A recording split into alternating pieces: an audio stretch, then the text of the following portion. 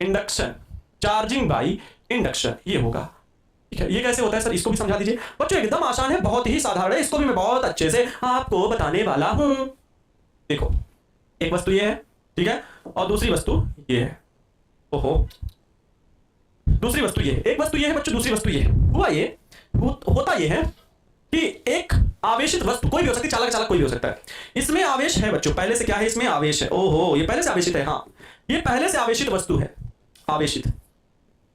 ये पहले से क्या है, आवेशित वस्तु है, आवेशित वस्तु। और इसके पास में निकट स्पर्श नहीं कराना है, ये अनावेशित वस्तु है, विद्युत उदासीन है, ऐसा भी बोला जा सकता है, अनावेशित वस्तु है। इसको जब हम इसके पास में लाए ना, जैसे ही नजदीक में लाए, अपने आप इन दोनों के बीच में गुल खिलना शुरू हो गए। और जब गुल खिलना शुरू हो गए तो प्रेरण की घटना उसे कहते हैं प्रेरण, इंडक्शन।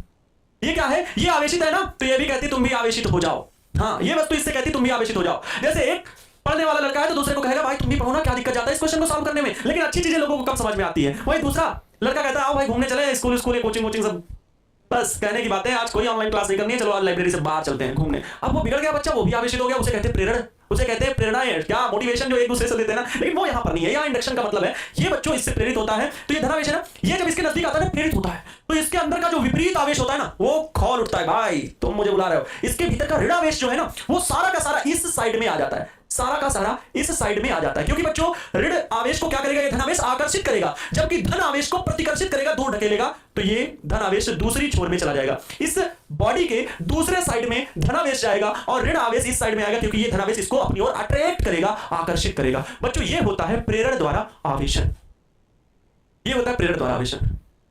सर चार्ज कैसे अंदर है? अरे भाई ये चालक भी हो सकता है, अचालक हो सकता है, कोई भी वस्तु है तो चार्ज है, अंदर रखो बाहर रखो, इससे डिफरेंट दिक्कत नहीं है। लेकिन जब चालक वस्तुओं को दिखाओगे, जहां पर चालक शब्द बोलोगे, जहां पर चालक शब्द बोलोगे तो वहां पर आवेश को बाहर दर्शाना ही ठीक है। और जहां पर ये बोला जाए कि वो चालक भी है या अचालक है तो कोई दिक्कत नहीं, फिर आप उसे अंदर भी दिखाओ बाहर भी दिखाओ, कोई फर्क नहीं पड़ता है। लेकिन चालक में भीतर आवेश नहीं होता, वो बाहरी पृष्ठ में फैलता है। चालक कोई भी हो, अचालक है तो इसके भीतर अगर सिरिंज लगा के आवेश दे दी तो वहीं का वहीं रुका रहेगा, बाहर नहीं होगा। जैसे अभी हमने बाल पे पेन घिसा और फिर छोटे कागजों को खींचा तो ये यहीं पर खींचेंगे, जबकि जहां पर पकड़े हुए इससे करेंगे तो नहीं खींचेगा, क्योंकि चार्ज दौड़ के वहां गया ही नहीं, क्योंकि ये चालक नहीं है ना, ये आवेश यहां से नहीं जाएगा यहाँ। मतलब इसको अगर हम लाइट वाले जो पॉइंट है, बोर्ड बिजली वाले बोर्ड ना, लाइट वाले, उसमें जहां पर पॉइंट है उसमें हम इसको लगाएं तो करंट हमारे पास तक नहीं आएगा। क्यों? क्योंकि ये चालक नहीं है। अगर वहीं लोहे की छड़ लेके लगा दो तो चार्ज दौड़ते हुए हमारे पास आएगा, हमको करंट लगेगा।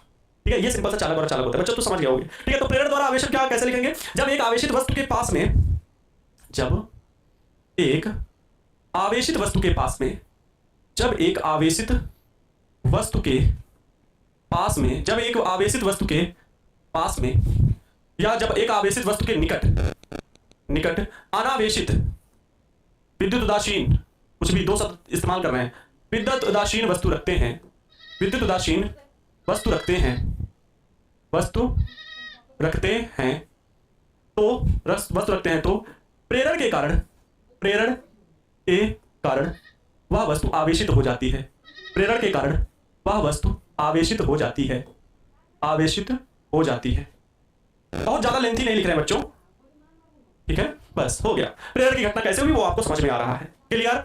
अब बच्चों बात करेंगे आगे कूलाम